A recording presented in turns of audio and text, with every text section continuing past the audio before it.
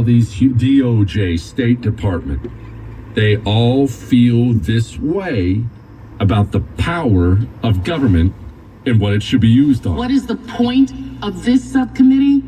Because it's necessary for the public and the media to hear, to try and provide cover for the eradication of the Department of Justice and the FBI. We are having these hearings so that you become immune.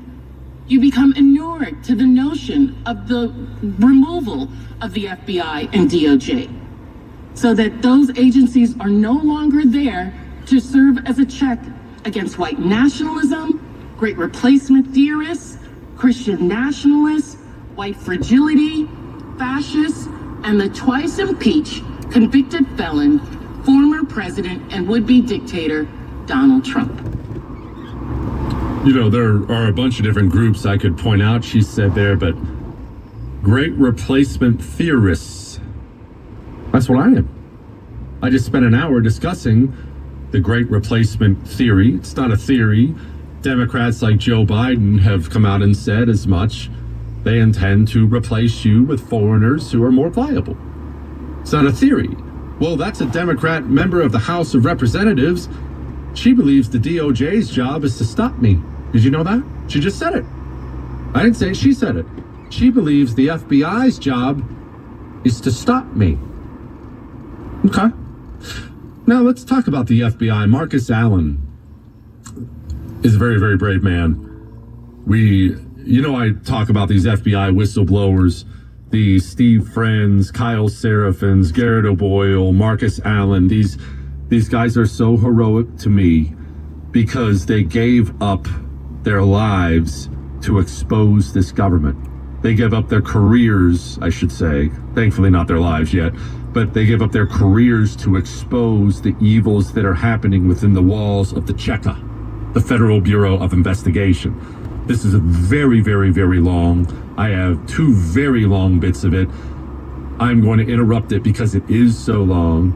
As Chris and I were discussing these clips before the show, you know how I normally pare things down. Chris normally pares things down so they're easily consumable. 20, 30 seconds. A super long thing is a minute and a half. These are like 5 minutes. We couldn't find what to cut. It's that impactful. So I want you to sit back and listen to a Marcus Allen, FBI whistleblower. This is happening now, and this is an organization that believes it's charged with keeping you in check. My name is Marcus Allen. I'm here to speak with the committee about how the FBI weaponized the security clearance process to retaliate against me for protected whistleblower activity. In late 2021, I raised concerns about the FBI director's testimony about the January 6th Capitol riot, not out of political motivation, but out of a duty to truth and integrity. This act, which I believe to be in the spirit of transparency and accountability. I'm going to pause. Sorry, I'll let him keep going. Remember what it was about. That's going to be important for just to understand all this. It was about Director Wray's testimony about January 6th. The Federal Bureau of Investigation, along with the DOJ, along with Democrats, they have used January 6th as the jumping off point, as the ultimate excuse to hunt down and arrest over 1,000 Americans, and they publicly announced their intention to arrest 1,000 more, all Republicans, all done, all justified by January 6th. Director Wray's lied about January 6th. This guy brought that up. I'll let him continue. The unexpected and severe consequences. Almost exactly 3 years ago today, I forwarded news articles to my superiors and others within the FBI about January 6th. It was literally one of my job duties to keep my colleagues informed about open source intelligence related to their cases.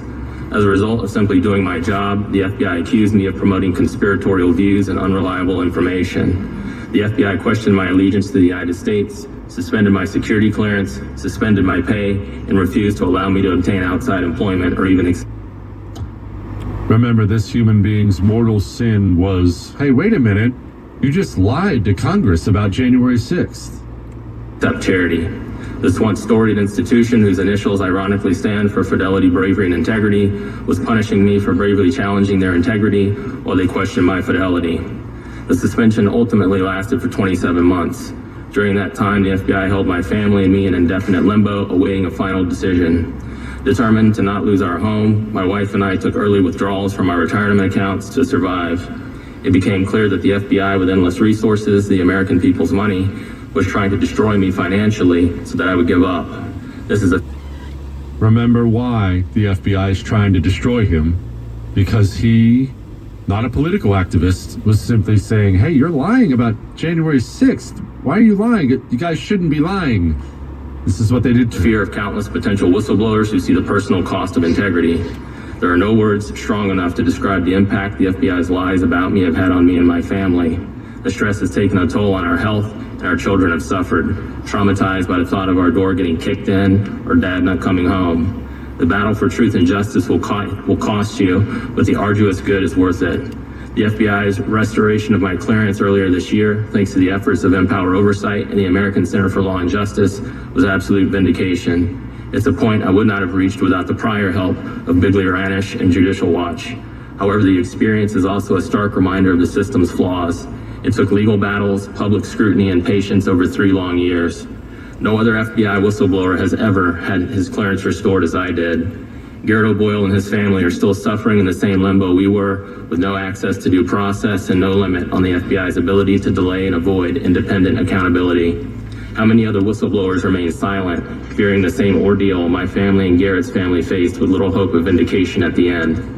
I want to pause for a minute. He's got a lot more to say, but I want to talk about that really quickly. As he mentioned, this evil, corrupt government, the FBI is its enforcement arm. They went after him to intimidate the others, the other people, because you've never heard me sit here and say the great men and women of the FBI. That's something clown losers say. It's a criminal organization, but there are decent people there who are thinking about saying something, who are mortified that they've gone from being crime fighters to part of an evil secret state police agency. They don't want to be part of the Cheka. And what do? They go home and they discuss things with their wives, with their husbands at night. And they say, honey, should we do it? Honey, what I'm seeing is wrong. Honey, what they're doing in my department is wrong. Should I come forward? What should I do? What should I do? And they're having the very, very honest and hard conversation about the cost if they come out and say something.